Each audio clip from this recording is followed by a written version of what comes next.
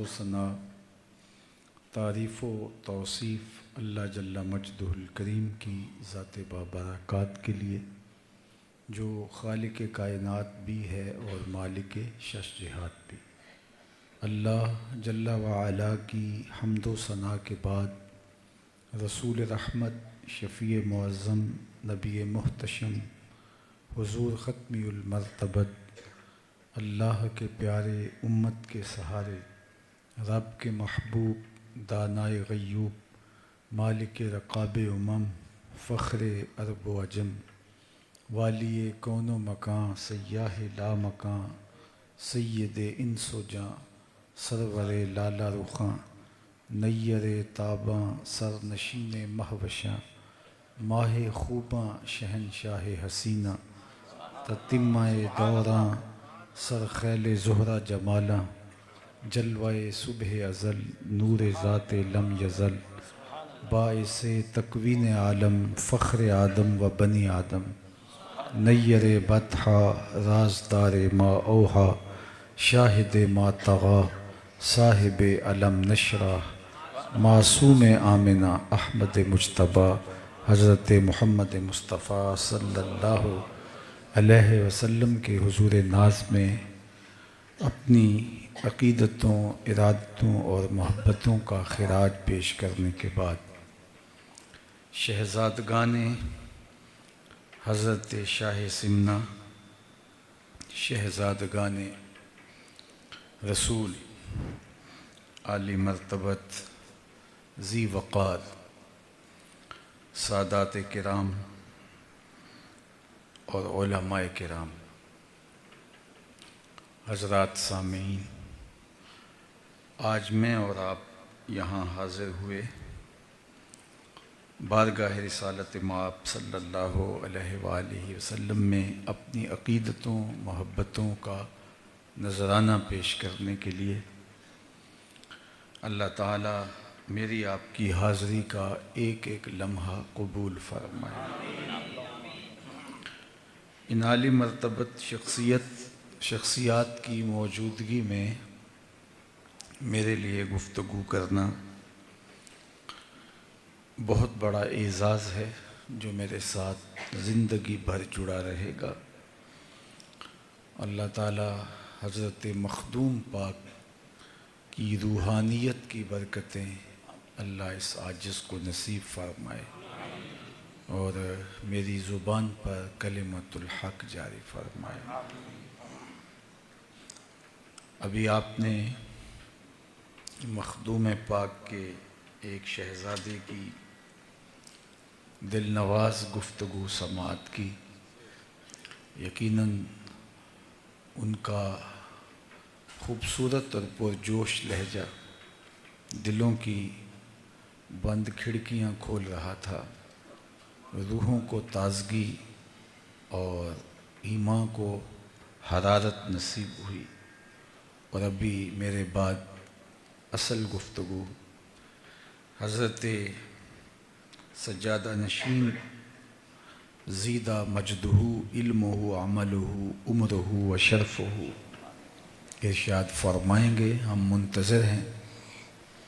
حضرت قبلہ رئیس ملت زیدہ مجدہ کی دعا پر آج کی مجلس اختتام پذیر ہوگی۔ درمیان میں چند لمحوں کے لیے آپ کے سامنے حاضر ہوں، اور میری اور آپ کی یہ سعادت کہ ہم حضور کے نام پہ جمع ہوئے ہیں، اور ان کا نام اتنا دل آویز ہے، اتنا میٹھا ہے کہ جب بھی ہونٹوں پہ آتا ہے روح تک ٹھنڈک اترتی ہے۔ ایک شاعر نے کہا تھا کہ ان کا نام لبوں پر آئے، میٹھا میٹھا منہ ہو جائے، ان کے بول بہاروں جیسے اور اصحاب ستاروں جیسے، ان سا پیارا اور نہ کوئی، ان سے بچھڑ کے لکڑی روئی، جب وہ سیر کو جایا کرتے سر پہ بادل سایا کرتے۔ آج لوگ پوچھتے ہیں کہ یہ میلاد کر رہے ہو کہاں لکھا ہے؟ لکھے کی کمی نہیں، علماء دلائل کے انبار لگا دیتے ہیں۔ لیکن میں کہا کرتا ہوں کیا حضور کے ذکر کے لیے بھی کسی دلیل کی ضرورت ہے؟ کبھی ایسا ہوا ہے کہ پھولوں کا تذکرہ چھڑا ہو اور بلبل کہے لکھا کہاں ہے؟ بات شمع کی ہو رہی اور پروانہ دلیلیں ڈھونڈ رہا ہو، اور یہ بھی ممکن نہیں کہ بات سرکار دو عالم کی ہو رہی اور امتی کو دلیل چاہیے۔ محب کے لیے تو اس سے بڑا سرمایہ ہی کوئی نہیں کہ کوئی اس کے محبوب کا ذکر چھیڑ دے۔ عید ذکر نعمان لنا فإن ذکرہ هو المسک ما کررتہ یتضوع۔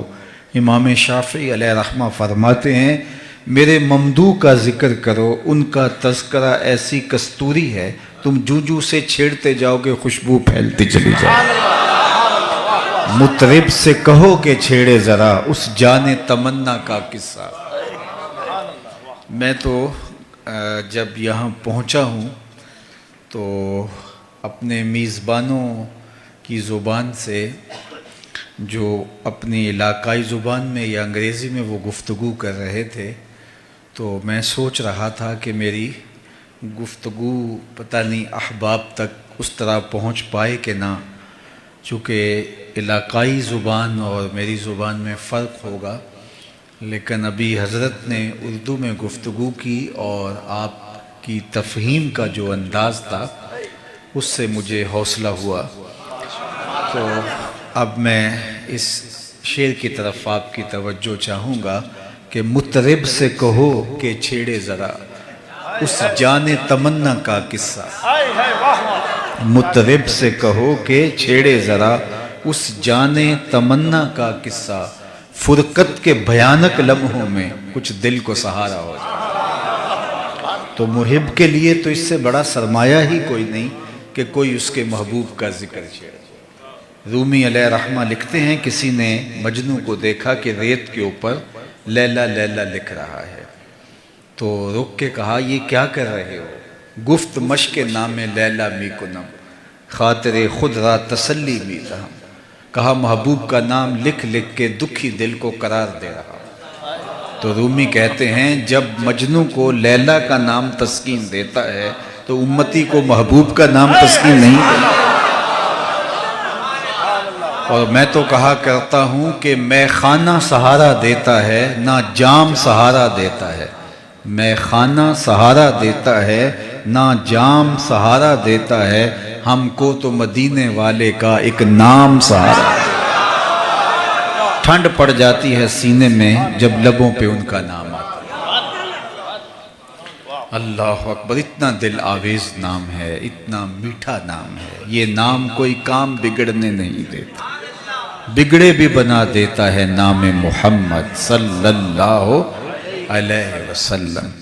حضرت شیخ مہدی الفاسی مطالع المسرات شرح دلائل الخیرات میں لکھتے ہیں حضور کا ذکر سن کر جس شخص کے کلیجے میں ٹھنڈ نہیں پڑتی اس کے سینے میں دھڑکنے والا دل کسی مومن کا دل ہی نہیں۔ یہ ہو ہی نہیں سکتا کہ ذکر حضور کا ہو صلی اللہ علیہ وآلہ وسلم کا اور دل کو قرار نہ پہنچے، دل کو تسکین نہ ملے۔ تو اللہ نے مجھے اور آپ کو یہ سعادت عطا کی ہے کہ جب آپ کا نام آتا ہے تو ہمارے چہرے گلاب کی طرح کھل جاتے ہیں، سینوں میں تراوت، ٹھنڈک، تسکین محسوس کرتے ہیں کہ ان کا مبارک نام آیا۔ تو آج ہم اسی لیے جمع ہوئے۔ آؤ میں پہلے آپ کو ایک خوبصورت مجلس میں لیے چلتا ہوں جس کو منعقد ہونے کے لیے مسجد نبوی کا صحن میسر آیا۔ صحاح میں روایت موجود ہے آقا کریم علیہ السلام حجرہ انور میں تشریف فرما تھے اور صحابہ مسجد نبوی میں ایک مجلس بپا کر رکھی تھی۔ تو ابھی مجلس جاری تھی کہ حضور حجرہ انور سے نکلے اور خرامہ ادھر تشریف لے آئے جہاں حضور کے اصحاب مجلس بپا کیے ہوئے تھے۔ تو آقا کریم علیہ السلام تشریف لا کے ارشاد فرمایا ما اجلسکم، صحابہ یہ جلسہ کاہے کا ہے، کیوں بیٹھے ہوئے ہو؟ تو انہوں نے جو جواب دیا وہ سنیے۔ جلسنا نذکر اللہ ونحمدہ علی ما ہدانا لدینہ ومن علینا بکا۔ حضور ہمارے بیٹھنے کا مقصود یہ ہے کہ ہم اللہ کی حمد بیان کر رہے ہیں، اس کا شکرانہ ادا کر رہے ہیں اس بات پر کہ اس نے ہمیں ہدایت دین عطا کی، اور اس بات پر اس کا شکرانہ ادا کر رہے ہیں کہ آپ کی صورت میں ہمارے اوپر انعام فرمایا۔ ہمارے بیٹھنے کا مقصود یہ ہے، آج ہمارے جلسے کا مدعا یہ ہے کہ دین اسلام کا نصیب ہو جانا، اس پر اللہ کی حمد بول رہے ہیں کہ مالک تو نے کرم کیا، ہمیں دین کی ہدایت عطا کی، اور ہمارے اوپر یہ احسان فرمایا کہ ہمیں محمد عربی عطا کر۔ میں نے کتب میں 12 نبیوں کی آرزویں پڑھی ہیں جنہوں نے حضور کی امت میں ہونے کی آرزو کی، تمنائیں کرتے رہے، آرزویں کرتے رہے۔ ہم نے کوئی تمنا تو نہیں کی، کوئی آرزو تو نہیں کی۔ آغوش مادر میں آنکھ کھولی، ہمارے والد صاحب مسجد سے مولانا کو بلا لائے، انہوں نے کان میں اذان دی اور مبارک دیتے ہوئے کہا، مبارک کو تو حضور کا غلام بن کے آیا، شاہوں سے ملا ہے نہ تونگر سے ملا ہے، اللہ کا عرفان اسی در سے ملا ہے، اوروں کو ملا ہے تو مقدر سے ملا ہے، مجھ کو تو مقدر بھی تیرے در سے۔ یہ میری خوش قسمتی میں تیرا امتی، یہ میرے بخت، یہ میرا مقدر کہ میں آپ کا غلام ٹھہرا۔ اللہ اکبر۔ ایک فارسی شاعر کا ایک مصرع ہی دیکھ لیجئے کہ بری ناظم کے ہستم امتے تو، بری ناظم کے ہستم امتے تو، میں اس بات پہ فخر کرتا ہوں کہ حضور میں آپ کا امتی ہوں۔ بری ناظم کے ہستم امتے تو، گناہ گارم و لیکن خوش نصیبم، گناہ گار ہوں لیکن خوش بخت ہوں کہ میں آپ کا غلام ٹھہرا۔ تو یہ میرے اور آپ کے کا شرف ہے، میرا اور آپ کا اعزاز ہے کہ ہم حضور علیہ السلام کے امتی ہیں۔ محمد جان جانا ہے، پیغمبر ہو تو ایسا ہو، رسولوں کی بشارت سے مبشر ہو تو ایسا ہو، امر توقیر کا سب کو مؤکر ہو تو ایسا ہو، کیا ہم کو غلام ان کا مقدر ہو تو ایسا ہو۔ کہا حضور ہم اس بات پر اللہ کا شکر ادا کر رہے ہیں کہ اس نے ہمیں ہدایت دین عطا کی، وَمَنَّا عَلَيْنَا بِكَ، اور آپ کی صورت میں ہمارے اوپر احسان فرمایا۔ میں آپ سے پوچھوں کہ آپ یہاں کیوں بیٹھے ہیں تو آپ کہیں جناب حضور کا ذکر سننے کے لیے تو بات وہیں ختم ہو جاتی ہے، لیکن حضور علیہ السلام نے فرمایا صحابہ کیا تم مجھے اس بات پہ حلف دے سکتے ہو کہ اسی لیے بیٹھے ہو، تمہارے بیٹھنے کا کوئی اور مقصد نہیں ہے؟ تو صحابہ کو حیرت کا جھٹکا تو لگا کہ یہ حلف والی بات تو نہیں عمومی طور پہ، لیکن حضور نے پوچھا تو کہا جی حضور ہم حلف دیتے ہیں، قسم اٹھاتے ہیں۔ آقا کریم نے باقاعدہ ان سے حلف لیا اور انہوں نے باقاعدہ حلف دیا کہ ہم اسی مقصد کے لیے بیٹھے ہیں، ہمارے بیٹھنے کا کوئی اور مقصود نہیں ہے۔ اب صحابہ نے باقاعدہ حلف دے دیا، حضور نے ان سے حلف لیا، ان کی آنکھوں میں چمکتے ہوئے سوال تھے کہ یہ حلف ہم سے کیوں لیا گیا؟ عمومی طور پہ پوچھا جاتا ہے کیسے بیٹھے ہوئے ہو تو لوگ کہتے ہیں ہم اس لیے بیٹھے ہیں، بات ختم ہو جاتی، لیکن آقا کریم نے فرمایا حلف دو اسی لیے بیٹھے، قسم اٹھاؤ اسی لیے بیٹھے۔ تو صحابہ نے قسم اٹھائی، لیکن سوال تو جو ہے وہ ان کے چہروں پر تھے، ان کی آنکھوں میں سوال چمک رہے تھے۔ تو حضور علیہ السلام نے خود ارشاد فرمایا صحابہ ابھی ابھی جو میں نے تم سے حلف لیا ہے، تم سے قسم لی ہے، یہ کسی تہمت کی بنیاد پر نہیں، تمہارے قول پر شک نہیں گزرا تھا، کسی تردد کے ازالے کے لیے میں تم سے قسم نہیں لی، بلکہ ماجرا کچھ اور تھا، اور وہ یہ کہ تم یہاں بیٹھے تھے، مجلس بپا کیے اور میں حجرے میں تھا، اتانی جبریل علیہ السلام، میرے پاس جبریل امین حاضر خدمت ہوئے، فاخبرنی ان اللہ یباہی بکم الملائکہ، اور جبریل نے آ کے کہا محبوب آپ یہاں بیٹھے ہیں، ذرا باہر نکل کے دیکھو، آپ کے صحابہ کے اس عمل پر اللہ فرشتوں میں ناز کر رہا ہے۔ وہ صحابہ کا عمل کیا تھا جس پہ رب ہو کے ناز کر رہا ہے؟ صحابہ مل بیٹھ کر کے حضور کے آنے کی خوشیاں منا رہے ہیں، حضور کے آنے پہ اللہ کا شکرانہ ادا کر رہے تھے، اور یہ وہ عمل ہے کہ جس پر اللہ فرشتوں میں فخر فرما رہا ہے کہ دیکھو میں نے ان کو نعمت دی، کتنے قدردان نکلے۔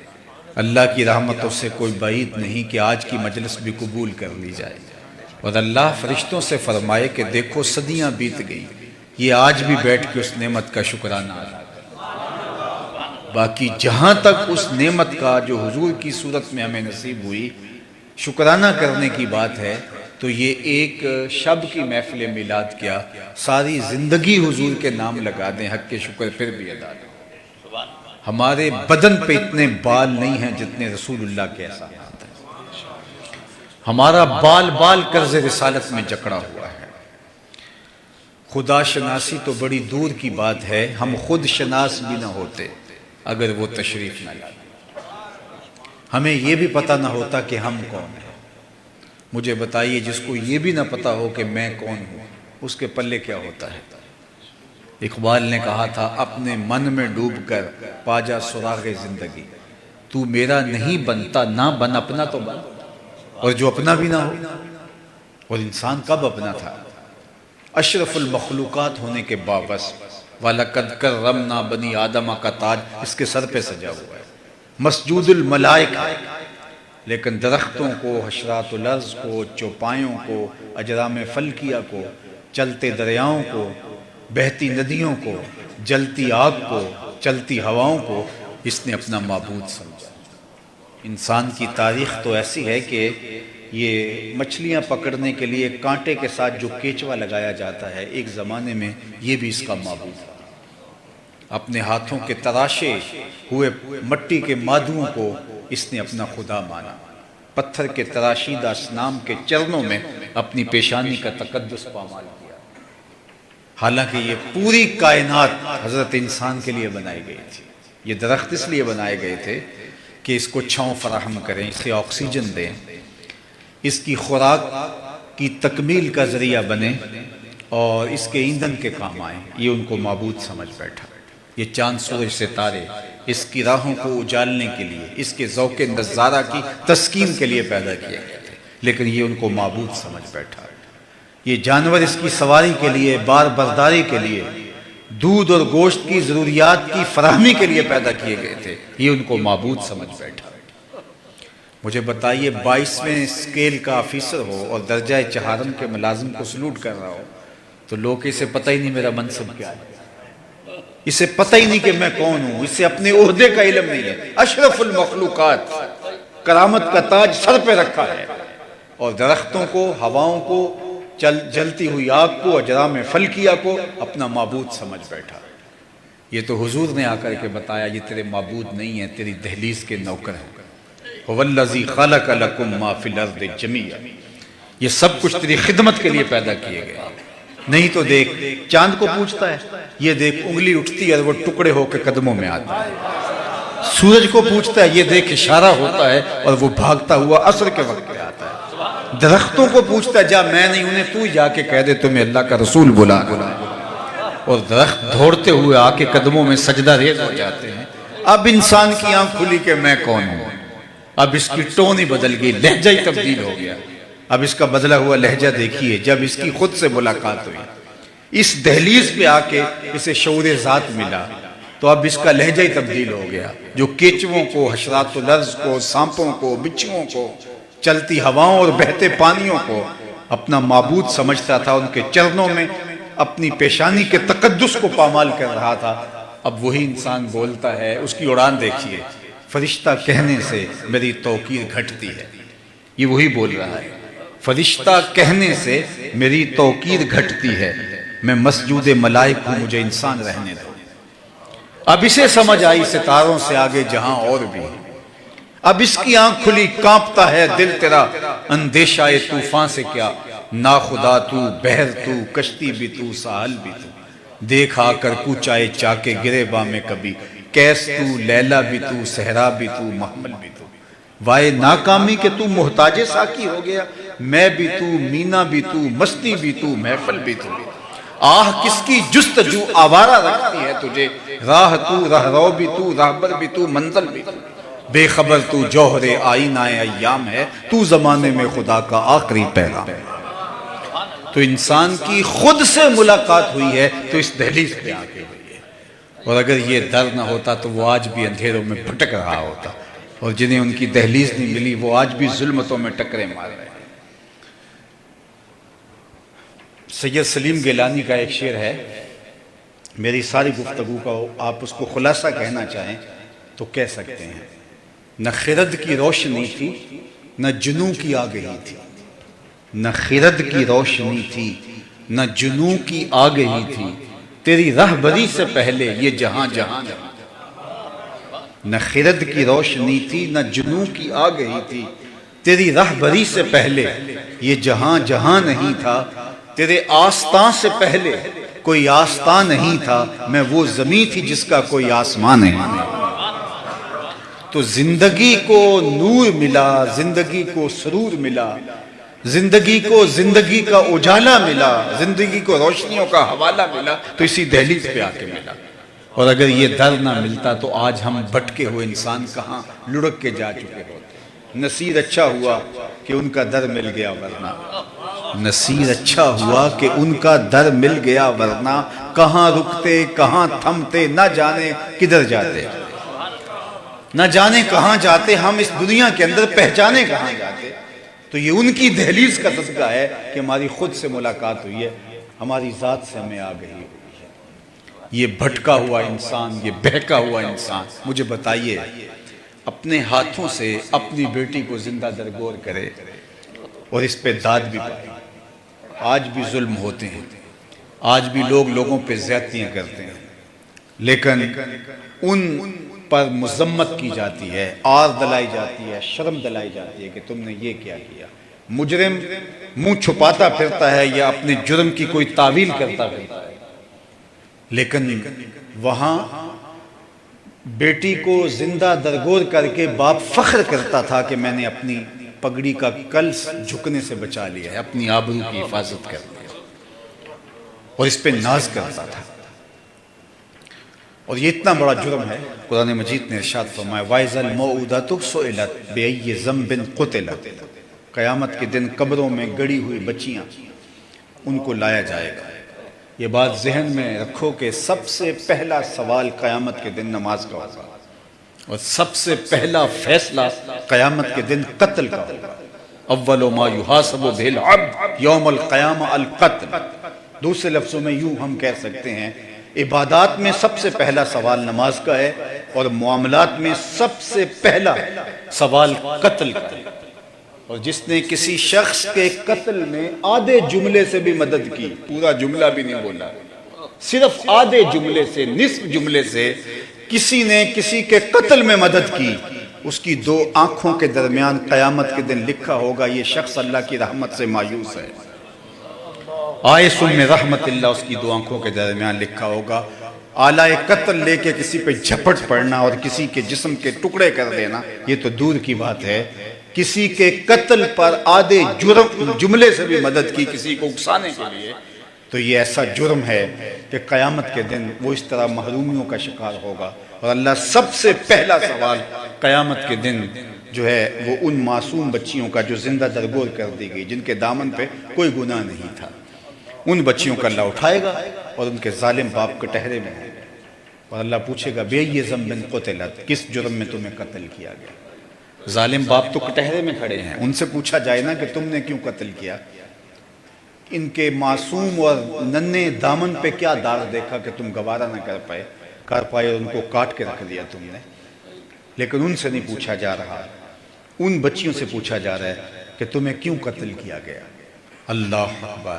بیٹیوں کے قاتل اتنے گنونے مجرم ہیں کہ اللہ ان ظالم باپوں سے بات کرنا بھی گوارا نہیں کرتا، حالانکہ وہ خطاب عتاب ہوگا، لیکن یہ بھی ان سے گوارا، ان سے کلام بھی کیا جائے، اور یہ چیز دھڑلے سے کی جا رہی ہے۔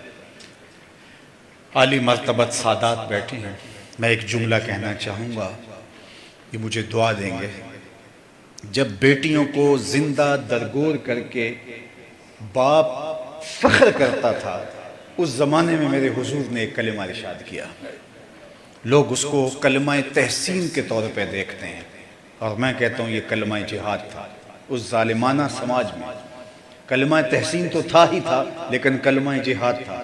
جب بیٹیاں زندہ درگور کر کے باپ فخر کرتا ہے، اس زمانے میں میرے حضور کہتے ہیں لوگوں سن لو، میری فاطمہ میرے جگر کا ٹکڑا ہے۔ بیٹیوں کو قتل کیا جا رہا ہے زندہ درگور، اور میرے حضور یہ کلمہ بلند کرتے ہیں، یہ اس ظالمانہ سماج میں کلمہ حق ہے جو میرے حضور نے بلند کیا ہے، اور دنیا کو بتایا کہ بیٹی کیا ہوتی ہے۔ سیدہ پاک جب حضور سے ملنے آتی ہیں حضور اٹھ کے استقبال کرتے ہیں، فَأَجْلَسَهَا فِي مَجْلَسِهِ، اور اپنی مسند کے اوپر بٹھاتے ہیں، دنیا کو بتاتے ہیں کہ بیٹی کس احترام کے لائق ہے۔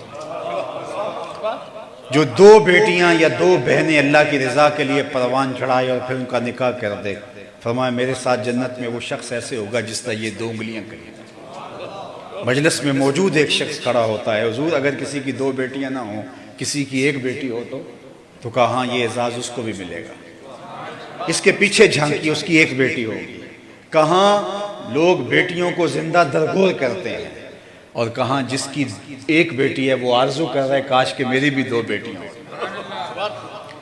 تو معاشرے کو کہاں سے اٹھا کے کہاں تک پہنچا دیا، اپنے عمل سے رویے سے بتایا کہ بیٹی کس عزت کے لائق ہوتی ہے، اس کا کیا مرتبہ ہوتا ہے، اس کا کیا مقام ہوتا ہے، اور دنیا کو بتایا کہ دیکھو میری عطرت بھی میری بیٹی سے چل رہی ہے، یہ ناز ہے، یہ فخر ہے سیدہ زہرا سلام اللہ علیہا کا۔ تو بیٹیاں زندہ درگور کر کے باپ فخر کرتا تھا، اور میرے اور آپ کے آقا مولا حضور نبی رحمت صلی اللہ علیہ وآلہ وسلم نے ان کو عزت کی مسند پہ بٹھایا۔ اللہ اکبر۔ عکاس کے میلے میں 900 درہم کے اندر ایک ماں کو 3 بیٹے فروخت کرتے ہیں، یہ تاریخ کا دردناک حوالہ ہے، لیکن ادھر کیا ہے، جنت کو کھینچ کے ماں کے قدموں تلے رکھ دیا۔ یزدگردوم نے اور باقی بادشاہوں نے بہنوں کے ساتھ جو سلوک کیا تھا اور بیٹیوں کے ساتھ نکاح رچائے ہوئے تھے، لیکن اللہ کے محبوب علیہ السلام نے، حقیقی بہن تو حضور کی نہیں تھی، لیکن جب حلیمہ سعدیہ کے گھر گئے تو ایک وہاں حضرت شیمہ تھی جو حضور کو لوریاں دیا کرتی تھی۔ اللہ اکبر، کیا بخت پائے اس خاتون نے جو حضور کو گود میں اٹھا کے لوریاں دیا کرتی۔ اللہ اکبر۔ بنو سعد کے محلے کے اندر جب بچیاں شام کے وقت اپنے بھائی اٹھا کے لے آتی، ہمارے پنجابی میں جو بھائی ہے اس کے لیے ایک محبت بڑا لفظ بولا جاتا ہے ویر، تو شام کے وقت ہمارے پنجاب میں جب خواتین کھانا پکانے میں مصروف ہوتی ہیں تو جو بہنیں ہوتی ہیں وہ اپنا ویر اٹھا لیتی ہیں، اور ہر گاؤں میں ایک چوپال ہوتی ہے جہاں وہ اپنے بھائی کو اپنے ویر کو لے آتی ہیں، اور ہر بہن کا مزاج یہ ہوتا ہے کہ میرے ویر سے سونا زمانے میں نہیں۔ میں نے بچپن میں اپنے کانوں سے باقاعدہ مناظرے ہوتے دیکھے، اگر کسی کے بھائی کا رنگ سانولا ہے تو وہ کہتے حسن کا تعلق رنگت سے نہیں ہے، میرے بھائی کے نقوش دیکھو، اور اگر کسی کے بھائی کا رنگ سفید ہے، گورا ہے، تو وہ تو پھر کہتی ہے کہ سارا حسن تو رنگت میں ہوتا ہے، میرے بھائی کا جوڑ نہیں۔ بنو سعد کے قبیلے کے محلے میں بھی ایسا ہی ہو رہا ہوتا، ہر بہن کہتی میرے ویر کا جوڑ نہیں، میرے ویر کا جوڑ نہیں۔ مناظرے چل رہے ہوتے کہ حضرت شیمہ اپنے ویر محمد کو اٹھا کے لے آتی اور دور سے کہتی نہیں میرا ویر بھی آ گیا، تو وہ کہتی نہیں نہیں نہیں نہیں شیمہ تیرے ویر کا مقابلہ تو نہیں نا، ہم تو اپنے ویروں کی بات کر رہے ہیں۔ تو پھر حضرت شیمہ کا سر فخر سے بلند ہو جاتا، سب متفق ہو کے جس کے ویر کو سونا کہہ رہی ہیں، تو حضرت شیمہ حضور کو یوں ایسے گود میں لیتی اور اپنی باہوں میں لے کے اپنے سینے سے چمٹا لیتی، اور باقاعدہ ابن حشام نے وہ لوری لکھی ہے جو پڑھتی ربنا ابق لنا محمد حتی اراہ یافعا و امردا، اللہ میرے ویر محمد کو سلامت رکھنا، آج یہ بچوں کا سردار ہے، کل اپنی آنکھوں سے دیکھوں کہ یہ جوانوں کا بھی سردار۔ شیخ محقق نے لکھا ہے کہ جس قبیلے میں حضرت شیمہ کا نکاح ہوا تھا اس قبیلے کے ساتھ مسلمانوں کی لڑائی ہوئی تو اللہ نے اسلام کو فتح دے دی۔ اپنے قیدیوں کو چھڑانے کے لیے قبیلے کے گھروں سے وہ لوگ فدیے کی رقم جمع کر رہے تھے، کرتے کرتے حضرت شیمہ کے گھر بھی پہنچے اور کہا کہ اتنی رقم آپ لوگوں کے حصے میں آتی ہے۔ کہا کیا ہوا؟ کہا کہ جو ہمارے قیدی ہیں ان کو چھڑانا ہے، اور چلتے چلتے کسی کی زبان پر حضور کا نام آ گیا، تو شیمہ نے کہا اچھا وہ ہیں جن کی ہمارے سے لڑائی ہوئی ہے، انہوں نے آپ کے لوگ پکڑے ہیں؟ انہوں نے کہا ہاں۔ تو کہا پھر پیسے اکٹھے نہ کرو۔ کہا کیوں؟ کہا مجھے ساتھ لے چلو، وہ تو میرا ویر لگتا ہے، وہ تو میرا بھائی لگتا ہے۔ قوم کے سرداروں کو لے کر حضور کے خیمہ نوری کی طرف حضرت شیمہ جاتی، اور یہ مدنی زمانہ تھا، ادب کی آیتیں اتر آئی ہیں، وہ وقت گزر گیا جب لوگ پتھر مارتے تھے، وہ وقت گزر گیا جب کانٹے بچھتے تھے راہوں میں، اب تو ننگی تلواروں سے صحابہ پہرا دے رہے ہیں۔ اللہ اکبر۔ حضرت شیمہ قوم کے سرداروں کو لے کر آگے بڑھنے لگی، اپنے ہی انداز میں تو صحابہ نے ننگی تلواروں سے راستہ روک دیا۔ رک جائے دیہاتی عورت، جانتی نہیں آگے کوچہ رسول ہے، آگے تو بغیر اذن کے جبریل بھی نہیں جا سکتا، تم کون ہو؟ تو حضرت شیمہ نے تلواروں کو جھٹک کر کے پیچھے کرتے ہوئے کہا خلو سبیلی وَعْلَمُوا أَنَا أُخْتُ نَبِيِّكُمْ، میری راہوں چھوڑ دو، میں تمہارے نبی کی باجی لگتی ہوں۔ اللہ اکبر۔ تنی ہوئی تلواریں خم ہو گئی اور آنکھوں پر پلکوں کی چلمنیں آ گئی۔ حضور نے بھی آواز سنی تو خیمے سے باہر نکل آئے تو دیکھا تو شیمہ کھڑی ہے۔ تو حضور نے فرمایا بہن کدھر آنا ہوا؟ کہا حضور آپ کے لوگوں نے کچھ لوگ پکڑ لیے۔ اللہ اکبر۔ تو چھڑانے آئی ہیں۔ تو آقا کریم نے فرمایا بہن تو نے زحمت کیوں گوارا کی، تو پیغام دیتی میں چھوڑ دیتا۔ بہنیں جب بھائیوں کے دروازے پر آئیں تو بھائی خالی نہیں موڑا کرتے۔ حضور نے کچھ گھوڑے، چند جوڑے اور بہت سارے تحائف دیے۔ اللہ اکبر۔ دنیا کو بتایا کہ بہن کہاں ہوتی ہے۔ میں آپ سے پوچھتا ہوں، جس معاشرے میں بہن کو بھی کاٹ دیا جاتا ہو کہ کل میرا کوئی بہنوئی نہ ہو، بیٹی کو زندہ درگور سکا باپ کرتا ہو، حقیقی باپ زندہ درگور کر دیتا ہو، اور مائیں بازاروں میں بکتی ہوں، منڈیوں میں فروخت ہوتی ہوں، مجھے بتاؤ اس زمانے میں بیوی کا حال کیا ہو؟ آج کے مہذب دور میں بھی ایسے لوگ موجود ہیں، ایسے علاقے موجود ہیں جو بیوی کو پاؤں کا جوتا کہتے ہیں، جبکہ باقی رشتوں کا تقدس آج ہم دیکھتے ہیں۔ میں نے لوگوں کو بیٹیاں رخصت کرتے دیکھا ہے اور ان کی آنکھوں میں چمکتے ہوئے آنسو دیکھے ہیں۔ بہنوں کو رخصت کرتے ہوئے بلک بلک کے روتے میں نے بھائی دیکھے ہیں۔ آج بہنوں کا تقدس، آج ماں کا تقدس موجود ہے، لیکن پھر بھی اس معاشرے کے اندر ایسے طبقات موجود ہیں جو بیوی کو کچھ نہیں سمجھتے، اور جب ان کا تقدس بھی نہیں تھا تو پھر بیوی کا حال کیا ہوتا؟ لیکن میرے حضور نے ازواج مطہرات کے ساتھ جو سلوک کیا زمانے کے سامنے ہے۔ جب حضور کا وصال ہوتا ہے اس وقت حضور علیہ السلام کے نکاح میں 9 ازواج تھی، کسی ایک کو بھی حضور پہ شکایت نہیں۔ اللہ اکبر۔ ام المومنین حضرت عائشہ رضی اللہ تعالی عنہا کو حضور حمیرہ کہہ کے پکارتے تھے، لاڈ سے حمیرہ کہہ کے پکارتے، اور لاڈ کا عالم یہ تھا، صحیح بخاری میں روایت موجود ہے، حضور نے فرمایا عائشہ جب تم مجھ سے ناراض ہوتی ہو تو مجھے اس وقت بھی پتہ ہوتا ہے، اور جب عام حالت ہوتی ہے تو اس وقت بھی پتہ ہوتا ہے۔ تو عرض کی کہ حضور کیسے؟ فرمایا جب کوئی تمہارے دل میں ایسی بات ہوتی ہے تو اس وقت جب قسم کی نوبت آ جائے باتوں میں تو تم کہتی ہو لا ورب ابراہیم، مجھے ابراہیم کے رب کی قسم، اور جب ایسا معاملہ نہیں ہوتا تو قسم کی نوبت ہو تو تم کہتی ہو لا ورب محمد، مجھے محمد کے رب کی قسم۔ تو یہ اس بات کا سائن ہے کہ آپ کے دل میں کوئی ناراضگی جو ہے وہ موجود ہے۔ اللہ اکبر۔ ام المومنین کیا جواب دیتی ہے؟ لا احجر الا اسمک، حضور نام چھوڑتی ہوں دل میں آپ ہی بستے ہیں۔ تو ازواج کے ساتھ حضور علیہ السلام کی یہ شفقت، خیرکم خیرکم لأہلہ وانا خیرکم لأہلی، تم میں سے بہتر وہ ہے جو اپنے اہل خانہ کے ساتھ بہتر ہے، اور میں تم میں سب سے زیادہ اپنے اہل خانہ کے ساتھ بہتر ہوں۔ حضرت خدیجہ الکبریٰ رضی اللہ تعالی عنہا کے ساتھ حضور کی محبت کا ربط و رشتہ زمانہ اس کو کیسے فراموش کر سکتا ہے؟ ان کے وصال کے بعد اس سال کو عام الحزن کا نام دیا، دکھوں برا سال، صدمے کا سال بنا دیا۔ اللہ اکبر۔ کتنا صدمہ محسوس کیا۔ اور سیدہ ام المومنین عائشہ رضی اللہ تعالیٰ عنہ فرماتی ہیں حضور جانور ذبح کرتے اور گوشت کے مختلف ٹکڑے ان کی سہیلیوں کے گھروں میں بھیجتے، اللہ اکبر، تاکہ ان کو آسودگی و خوشی ہو۔ میرا ان سے جو رشتہ تھا مجھ سے نہ رہا گیا، میں نے ایک دن کہہ دیا حضور اللہ نے آپ کو بہتر ازواج دے دی، اور آپ بار بار اس خاتون کا ذکر کرتے ہیں بڑھاپے کی وجہ سے جس کے ہونٹوں کے گوشے رنگ بدل گئے تھے۔ تو آقا کریم نے فرمایا عائشہ مجھے خدیجہ کے بارے تکلیف نہ دو، جب پورے مکے نے میرا انکار کر دیا تھا اس نے میرا اقرار کیا تھا، میں اس کا ذکر کیسے چھوڑ سکتا ہوں؟ تو یہ تھا حضور علیہ السلام کا رویہ اپنی ازواج کے ساتھ۔ دنیا کو بتایا کہ جو ہے وہ زوجہ کس مقام پہ ہوتی ہے اور کس جو ہے وہ مرتبے پہ ہوتی ہے۔ معاشرے میں قرآن بتاتا ہے فَذَلِكَ الَّذِي يَدُعُ الْيَتِيمَ، یہ وہ بد نصیب شخص ہے جو یتیم کو دھکے دیتا ہے۔ قرآن نے ایسے ہی نہیں کہا، وہ یتیم کو عملاً دھکے دیا کرتے تھے۔ خدا ترس لوگ بھی موجود تھے، وہ بہت خیال بھی رکھتے تھے، آپ جانتے عرب مہمان نواز بھی تھے، لیکن اس کے باوجود وہ اپنے بچوں کے ساتھ یتیم کو نہیں بیٹھنے دیتے تھے۔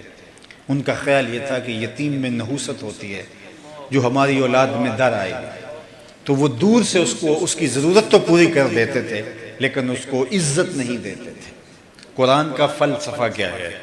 کسی کی مدد کرنا نہیں، کسی کو عزت کے ساتھ اس کی مدد کرنا ہے۔ کلا بل لا تکرمون الیتیم، کہا تمہارا یہ اس بربادی کا سبب کیا ہے؟ تم یتیم کو عزت نہیں دیتے ہو۔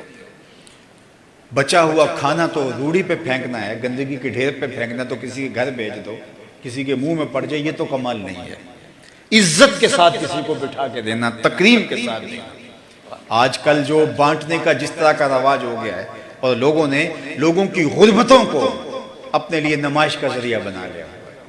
ہمارے ہاں تو میں نے یہ بھی دیکھا ہے کہ اجتماعی شادیاں چلتی ہیں اور 20-20 30-30 40-40 خواتین ایک قطار میں بیٹھی ہوتی ہیں اور ایک قطار میں دولہے بیٹھے ہوتے ہیں، اور مخیر حضرات آ کے کہہ رہے ہوتے ہیں کہ ہم انشاءاللہ آئندہ سال اس سے بہتر کریں گے، اور ان کے سارے رشتہ دار سامنے بیٹھے ہوتے ہیں۔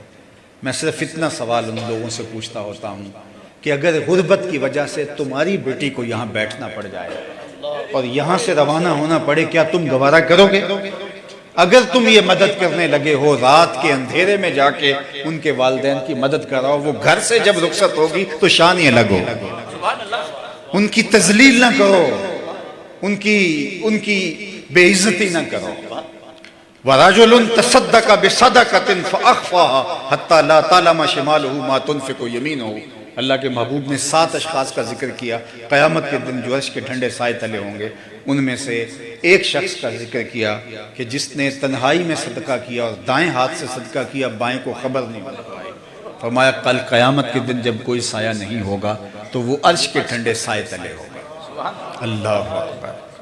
آپ اعلانیہ صدقہ بھی کریں، قرآن نے اس کا بھی کہا ہے، لیکن کسی مسجد کے لیے مانگا جا رہا ہے، کسی تنظیم کے لیے مانگا جا رہا ہے، جامعہ کے لیے مانگا جا رہا ہے، کسی فلاحی تنظیم آپ سے اجتماعی طور پہ کچھ طلب کر رہی ہے، آپ اعلانیہ کرو، دوسروں کو ترغیب ہو، لیکن کسی فرد کو جب آپ دو تو اس وقت اخفا کرو تاکہ اس کی عزت نفس کہیں مجروح نہ ہو۔ ہمارے دین نے ہمیں یہ سکھایا ہے، دینے کی بات نہیں۔ آج تو ایک زمانہ ہوتا تھا نیکی کر دریا میں ڈال، آج کہتے ہیں نیکی کر اخبار میں ڈال، بلکہ اب اس سے بھی آگے چلا گیا، نیکی کر فیس بک میں ڈال۔ وہ ایک آپ نے سوشل میڈیا پہ گھومتی تصویر دیکھی ہوگی کہ ایک آٹے کی بوری ہے اور 5 آدمی ایک بیوہ عورت کو دے رہے ہیں۔ یہ تذلیل ہے۔ یتیم کی مدد کرنا، اس کو کھانا دینا یہ اور بات ہے، لیکن اس کی تکریم کرنا یہ اور بات ہے۔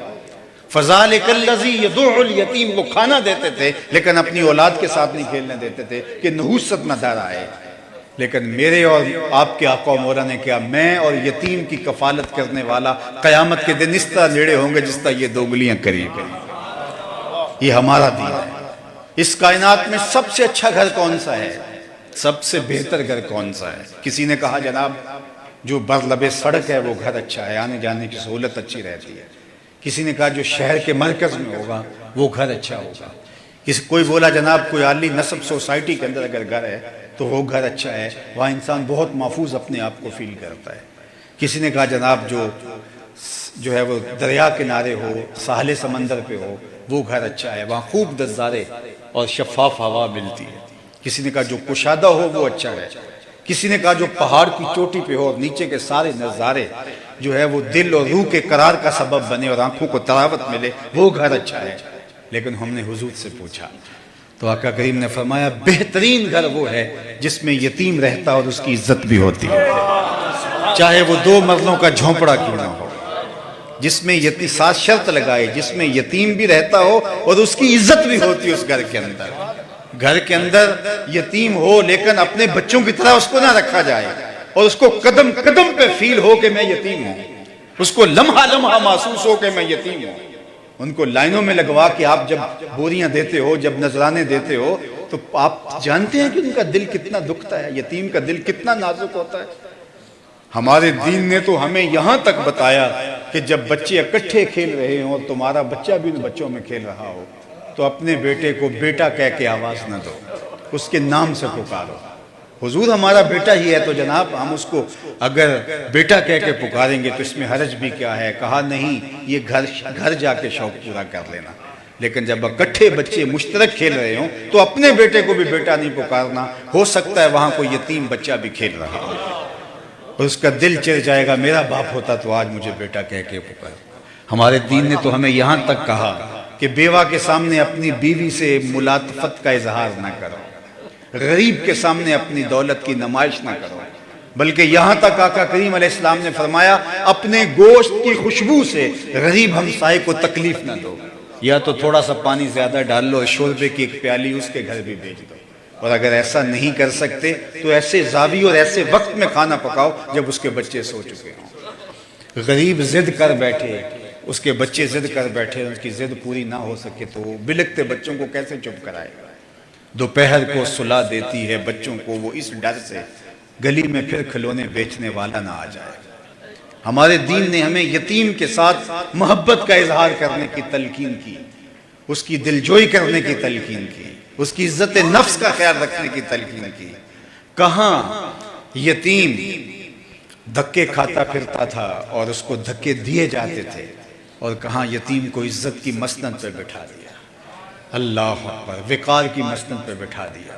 علامہ اقبال نے ایک نظم پڑھی تھی کسی زمانے میں، ان کی غیر مطبوعہ نظم ہے، انجمن حمایت اسلام، جو لاہور میں بہت بڑا اس زمانے کا دارالشفقت یتیم خانہ ہے، اس کے سالانہ اجلاس میں نالہ یتیم کے نام سے اس میں یتیم کے درد اقبال نے بیان کیے کہ جب غرہ شوال، جب چاند شوال کا نظر آتا ہے اور بچے جو ہے وہ چھت پہ چڑھ کے اس کو دیکھتے ہیں، اور جب وہ دیکھ پاتے ہیں تو پھر وہ نیچے دوڑتے ہیں اور خوشی سے وہ 3 سیڑھیاں پھلانگ رہے ہوتے ہیں، اور آخری سیڑھی پر ان کا باپ بازو کھولے کھڑا ہوتا ہے اور ان کے جو ہے وہ بازو میں جھول جاتے ہیں۔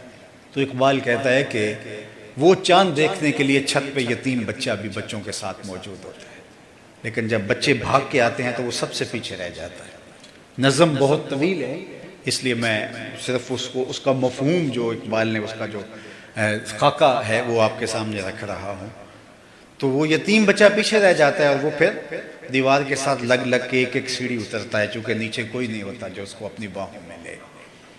تو خیر وہ اتر کے اندر بستر کے اوپر جو ہے وہ لیٹ جاتا ہے، اس کے آنسو جو ہے وہ تکیے میں جذب ہوتے ہیں۔ اقبال اس کو وہاں سے اٹھاتا ہے، اس یتیم کو، اور اس یتیم کو اٹھا کر کے حضور کی بارگاہ میں لے جاتا ہے۔ تصور ہی تصور ہے، اور آقا کریم شفقت کا سر اس یتیم کے ہاتھ پہ رکھ کے کہتے ہیں تو کیوں گھبرا رہا ہے، تو تو میرا جانشین ہے۔ اور پھر امت کی طرف حضور مخاطبت فرماتے ہوئے امت کو کہتے ہیں کہ اس کی کفالت تمہارا ذمہ ہے، اس لیے کہ یہ میرا جانشین ہے۔ تو وہاں جو اقبال نے آخری شعر کہا کہ گر تم سمجھو تو 100 باتوں کی یہ ایک بات ہے، آبرو میری یتیمی کی تمہارے ہاتھ۔ تو امت کو ایسا درس دیا، اور آج اللہ کا شکر ہے امت یتیم کے لیے جو دل میں نرمی، جو گداز، جو محبت رکھتی ہے، آج غزہ کے بلکتے یتیموں کے لیے ہمارے دل تڑپ رہے ہیں، ہماری آنکھیں برس رہی ہیں، ہم بیتاب ہیں، اس لیے کہ یہ امت یتیموں سے بھر گئی ہے، جگہ جگہ یتیم پھیل گئے ہیں۔ دعا کریں اللہ اس امت کو غلبہ نصیب فرمائے۔ ایک فارسی شاعر ہے جس کے شعر کا مفہوم یہ ہے کہ جب ہم چمن میں آئے تھے تو بہار جا چکی تھی، اور ہم اب بوڑھے ہو گئے ہیں اور چمن سے نکلنے والے ہیں، اور ابھی تک جو ہے وہ خزاں ہی ہے، بہار آئی نہیں۔ تو ہم نے تو جب سے آنکھ کھولی ہے خزاں کا دورہ دیکھا ہے، اس امت کو کٹتے لٹتے پٹتے اور خانمہ برباد دیکھا ہے۔ اللہ امت کے لیے وہ وقت جلد نصیب فرمائے کہ یہ امت پھر بانک پن کی طرف جائے۔ اور میں سمجھتا ہوں کہ آج امت کا یہ حال ہمارے گناہوں کی شامت اور ہماری سستی اور کوتاہیوں کا نتیجہ ہے۔ اقبال نے بھی جب شکوے کی زبان کھولی تو اس کا لہجہ بہت تلخ ہو گیا تھا، شکوہ جواب شکوہ، اس پر فتوے بھی متوجہ ہوئے تو لہجہ اس کا سخت ہو گیا۔ صفائے دہر سے باطل کو مٹایا ہم نے، نوع انسانی کو غلامی سے چھڑایا ہم نے، تیرے کعبے کو جبینوں سے بسایا ہم نے، تیرے قرآن کو سینوں سے لگایا ہم نے، پھر بھی ہم سے گلہ ہے کہ وفادار نہیں، ہم وفادار نہیں تو بھی تو دلدار نہیں۔ بہت سخت لہجہ ہو گیا آخر میں آ کے، لیکن جب جواب آیا تو سارا نشہ اتر گیا۔ اب جواب ادھر سے آ رہا ہے، لفظ وہی ہے، صرف صیغہ بدلتا ہے، اب جواب ادھر سے آ رہا ہے۔ صفائے دہر سے باطل کو مٹایا کس نے، نوع انسانی کو غلامی سے چھڑایا کس نے، میرے قرآن کو سینوں سے لگایا کس نے، میرے کعبے کو جبینوں سے بسایا کس نے، تھے تو آبا وہ تمہارے ہی مگر تم کیا ہو، ہاتھ پہ ہاتھ دھرے منتظر فردا، ہر کوئی مستے مئے ذوق تن آسانی ہے، تم مسلمان ہو یہ انداز مسلمانی، حیدری فقر ہے نئے دولت عثمانی ہے، تم کو اسلاف سے کیا نسبت روحانی ہے، وہ معزز تھے زمانے میں مسلمان ہو کر، تم خار ہوئے تارک قرآن ہو کر۔ ہماری پستی، زبوحالی، ذلت، رسوائی اور نکبت کا سبب یہ ہے ہم نے کتاب رحمت کو چھوڑ دیا ہے۔ آج تو ہمارے پاس صرف جو ہے وہ قرآن مجید قول و قرار کی نوبت آئے تو سر پہ اٹھا لیں کہ میں یہ جرم نہیں کیا یا فلاں نے یہ جرم کیا ہے، کیا قرآن اس لیے نازل ہوا تھا؟ ببند صوفی و ملا اسیری حیات از حکمت قرآن گیری، با آیاتش ترا کار جزی نیز کیا از یاسین او آسان بمیری۔ اقبال نے کہا کہ تو جاہل صوفی اور کاہل ملا کے ایسے پھندے میں پھنسا کہ تو نے قرآن سے زندگی تلاش نہیں کی، قرآن کی آیتوں سے تجھے صرف اتنا سروکار رہ گیا، جب تیرے بوڑھے کی روح اٹک گئی تو سورہ یاسین لے کے بیٹھ گیا کہ میں اس کی تلاوت کروں تو اس کی روح آسانی سے نکل جائے۔ اقبال کہتا ہے اس میں کوئی شک نہیں کہ اس کو فائدہ ہوتا ہے، لیکن مجھے افسوس ہوا کہ تو نے اس قرآن سے مرنا ہی سیکھا، کاش اس قرآن سے جینا بھی سیکھ لیا ہوتا۔ اس کا حرف حرف زندگی بخش ہے، لفظ لفظ حیات آفری ہے، گر تو می خواہی مسلمان زیستن نیست ممکن جز قرآن زیستن۔ قرآن کے بغیر تو ایک قدم بھی نہیں اٹھا سکتا۔ اگر تمہاری اور میری زندگی اس پاکیزہ کتاب کے دائرے میں آ جائے تو ابھی حضرت قرآن مجید کی اس آیت کا حوالہ دے رہے تھے وَأَنْتُمُ الْأَعْلَوْنَ إِن كُنْتُم مُؤْمِنِينَ، اگر تم مومن بن کے رہو تو پھر سر بلند تم ہی رہو گے، اگر تم مومن بن کے رہو تو عزت کا تاج تمہارے ہی سر پہ رکھیں گے، سرخروئی تمہارا ہی مقدور ہوگا اگر تم مومن بن کے رہو۔ ان کنتم مومنون، اگر تم مومن بن کے رہو، ان کنتم مومنین، اگر تم مومن بن کے رہو تو پھر عزت کا تاج، کرامت کا تاج تمہارے سر پہ ہی رکھا جائے گا۔ لیکن ہم نے جب کتاب رحمت کو چھوڑ دیا تو آج 1 ارب 70 کروڑ مسلمان خانمہ برباد ہیں، اور ہماری جو صورتحال ہے وہ ہمارے سامنے ہے، گلی گلی رسوائیوں کی داستانیں، اور یہ سلسلہ بڑھتا ہی چلا جا رہا ہے۔ تو میرے اور آپ کے آقا و مولا حضور نبی رحمت صلی اللہ علیہ وآلہ وسلم نے آ کے زمانے کے رنگ ہی بدل دیے۔ وہ رشتے جن کو تقدس نہیں تھا، غلام آقا کے جوتے دھوپ سے اٹھا کے چھاؤں میں رکھ دے تو آقا اس پہ بھی کوڑے مارتا کہ تو نے میرے جوتے میرے پوچھے بغیر چھوئے کیوں ہیں، تو یہ تیری اوقات کب ہوئی تھی کہ میرے جوتے میرے پوچھے بغیر ان کو چھو بھی سکے، ہاتھ بھی لگا سکے۔ وہ لا کہ جناب دھوپ میں خراب ہو رہے تھے اس لیے میں نے چھاؤں میں رکھ دی، اور آقا اس پہ بھی ناراض ہوتا، چونکہ غلام کی تو کوئی رائے نہیں ہوتی۔ غلامی کیا ہے؟ ذوق حسن و زیبائی سے محرومی، جسے زیبا کہیں آزاد بندے ہیں وہی زیبا۔ بھروسہ کر نہیں سکتے غلاموں کی بصیرت پر کہ دنیا میں فقط مردان حر کی آنکھ ہے۔ غلام کی کیا اوقات، وہ آقا کے جوتے بھی دھوپ سے اٹھا کے چھاؤں میں رکھنے کا روادار نہیں، اس پہ بھی کوڑے کھائے۔ اب دیکھیے طلوع مہر فاراں ہوتا ہے، وہ غلام جو آقا کے جوتے دھوپ سے اٹھا کے چھاؤں میں رکھنے کا روادار نہیں، حضور جب معراج سے واپس پلٹتے ہیں اور بلاتے ہیں بلال حبشی کو، بلال تو کون سا نیک عمل کرتا ہے، میں نے جنت میں تیرے قدموں کی آہٹ سنی۔ کیا خیال ہے اس ایک جملے نے دور غلامی کی ساری تھکن اتار نہیں دی ہوگی؟ اور بلال فرش اٹھ کے فراز عرش پہ نہیں پہنچ گیا ہوگا کہ جو آقا کے جوتے بھی نہ چھو سکے اس کو دو جہاں کا مختار کہہ رہا ہے کہ میں تیرے قدموں کی آواز جنت میں سنی۔ تو یہ پستیوں سے اٹھا کے اوج ثریا کی بلندیوں تک پہنچا دیا۔ ناتوانوں کو بخشی توانائیاں، کم نگاہوں کو ذوق نظر دے گیا، گمراہوں کو دکھائی رہے زندگی، شب زدوں کو نسیم سحر دے گیا۔ وہ زندگی کا اجالا دیا، آفتاب زندگی کی ایک شعاع اولی، نور سے تیرے فلک روشن درخشاں ہے زمین، تیری ہستی روشنی کا ایک حسین مینار ہے، جس کی ہر کرن ہے نشان منزل دنیا دی، تیری نظروں نے تراشے ظلمتوں سے آفتاب، پاؤں تیرے چوم کر ذرے بنے ماہ مبی، ہے غریبوں کے سہارے ہے یتیموں کی مراد، محسن انسانیت تجھ سا کوئی نہیں۔ تو زندگی کا جتنا نور ہے حضور کی دہلیز سے۔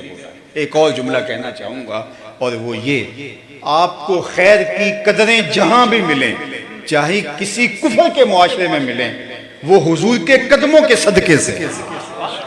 آج جہاں بھی روشنی ملے، جہاں بھی نور ملے، جہاں بھی خیر ملے، وہ خیر، وہ نور، وہ روشنی میرے حضور کی دین، میرے حضور کی عطا ہے۔ اور آج زمانے کے اندر یہ جو ترقی آپ دیکھ رہے ہیں، یہ عروج دیکھ رہے ہیں، یہ حضور علیہ السلام کے غلاموں کا بانٹا ہوا ہے۔ جب مسلمانوں نے آ کے چراغ علم روشن کیا اندلس کے اندر، آپ تاریخ پڑھیں کہ اس زمانے میں لوگ سواد آشنا بھی نہیں تھے۔ شارلمان اور اس کے لارڈز ابھی دستخط کرنے کی مشق کر رہے تھے کہ ابن حزم کے قلم سے 1000 کتابیں نکل چکی۔ یہ ہماری تاریخ ہے۔ پیرس کی گلیوں میں ابھی کیچڑ تھا کہ بغداد عروس البلاد کہلاتا تھا۔ یہ ہماری تاریخ ہے۔ لیکن ہم جب خود اپنے آپ کو گرانے پہ تلے ہوئے ہیں تو پھر ہمیں کوئی نہیں اٹھا سکتا۔ اللہ تعالیٰ کا قانون یہ ہے کہ وہ خدائے زندہ زندوں کا خدا ہے۔ جو خود محنت کر کے آگے بڑھتا ہے تو اللہ اس کو راستے دیتا ہے، بلکہ لَنَهْدِيَنَّهُمْ سُبُلَنَا، ایک نہیں کئی راستے دیتا ہے۔ لیکن جو سکڑ کے گھر بیٹھ جائے تو پھر اس کو مٹا دیا جاتا ہے، اس کا عروج زوال میں بدل دیا جاتا ہے۔ ہم سرخرو تھے، لیکن جب ہم تن آساں ہو گئے تو پھر ہمارا یہ حال ہو گیا۔ نوجوانان ملت ہمیں دوبارہ کھڑا ہونا ہوگا، اپنے پاؤں پہ کھڑا ہونا ہوگا، شعوری سفر طے کرنا ہوگا، علم کی آماجگاہوں کو آباد کرنا ہوگا، ہمیں تذبذب اور بے یقینی سے نکلنا پڑے گا۔ اللہ اکبر۔ حضرت عبداللہ عبادہ بن صامت رضی اللہ تعالیٰ عنہ اور عبداللہ بن ابی بن سلول، یہ دونوں جب ان کا معاملہ ہوا یہود کے ساتھ دوستی کے حوالے سے، تو اس نے کہا میں تو اس لیے تعلق رکھا ہوا ہے کہ کسی مشکل وقت میں یہ دوستی کام آئے گی، لیکن حضرت عبادہ نے کہا مجھے اسلام کے مستقبل پہ مکمل یقین ہے، اسلام غالب ہی رہے گا، مجھے اللہ اور اس کے رسول کے علاوہ کسی دوستی کی ضرورت نہیں۔ تو ہم اسلام کے مستقبل ہماری نظروں میں مخدوش ہو گیا ہے اور ہم سمجھتے ہیں ایسے نہیں۔ ہم پوری طرح سے تیقن کے ساتھ آگے بڑھیں، راستے ملیں گے، خدائے زندہ زندوں کا خدا ہے، پھر اٹھنے والے قدم منزل کی طرف بڑھتے چلے جائیں گے۔ پیچھے مڑ کے دیکھنا بھی توہین جستجو سمجھے۔ ہر راستے ہمارے ہیں، منزلیں ہماری ہے، اس لیے کہ اس نے دین کو غالب کرنے کا وعدہ کیا ہے اور وہ دین غالب ہو کے رہے گا۔ اور میں تو آج 1 ارب اور 70 کروڑ مسلمانوں کی موجودگی میں یہ بات کر رہا ہوں۔ آپ یقین کی برستی بجلیاں دیکھیے، جب سراقہ بن مالک حضور کو گرفتار کرنے کے لیے آتا ہے، اور یہ وہ حالات تھے کہ حضور مکہ چھوڑ کے جا رہے ہیں، مکے میں رہنا محال ہو گیا تھا اور حضور مکہ چھوڑ کے مدینے جا رہے ہیں، تو یہ گرفتار کرنے آ رہا ہے۔ تیقن دیکھیے اپنے مشن پر، حضور فرمایا تم گرفتار کرنے لگے ہو، میں تمہارے ہاتھ میں کسرا کے کنگن دیکھ رہا ہوں۔ اب ذرا دیکھیے وہ تیقن اپنے مشن پر اور اپنے مستقبل پر، تو ہم بالکل جو ہے وہ تذبذب اور بے یقینی کے گھڑے میں نہیں گرنا، ہمیں یقین کے ساتھ آگے بڑھنا ہے۔ آنے والا کل ہمارا ہی ہے۔ قوموں کے اوپر عروج و زوال آتے رہتے ہیں، اور ماضی کے اندر جو ہے وہ یہ ساری تاریخ گواہ ہے کہ ایسا ہوا۔ انشاءاللہ جو ہے وہ آج تو ہیں یہ جسم آلودہ گرد سفر، کل انہی جسموں پہ منزل پھول بھی برسائے گی انشاءاللہ۔ وہ وقت آئے گا اور وہ لمحے آئیں گے۔ اللہ تعالیٰ جل شانہ آج کی مجلس کا ایک ایک لمحہ اپنی بارگاہ میں قبول فرمائے، اور ہمارا حضور کی بارگاہ میں دست بستہ نذرانہ مستجاب ہو۔ کار ما آخر شدو آخر زما کار نشد، مشت خاک ما غبار کوچائے یار نشد، و آخر دعوانا ان الحمدللہ رب العالمین۔